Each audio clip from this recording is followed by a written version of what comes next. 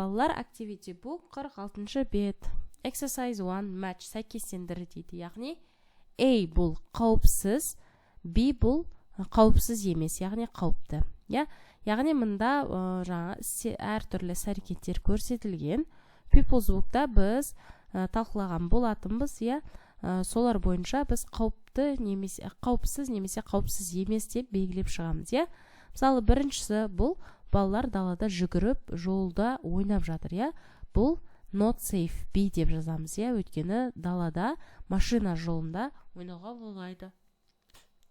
Келесі 2, тура сондай велосипедті шлемсіз тағып жатыр. People's book'та велосипед тепкен кезде шлем тағып жүру керек деп айтқан болатынбыз. Helmet, бұл not safe болады.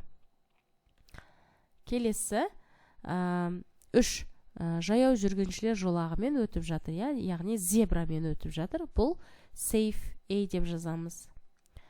4-шісі бұл бала жаяу жүргіншілер тротуармен жүріп келеді, сондықтан бұл safe, A деп жазамыз.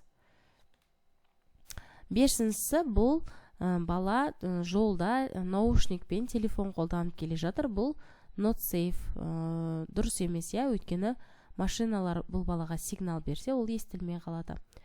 Және 6-шісі машинаның ішінде белдікті тағып алған. Бұл дұрыс, safe болады. A белгісін қоямыз. Осымен осындай қызықты бізге суреттер берді. Оларды сәйкестендіріп шықтық.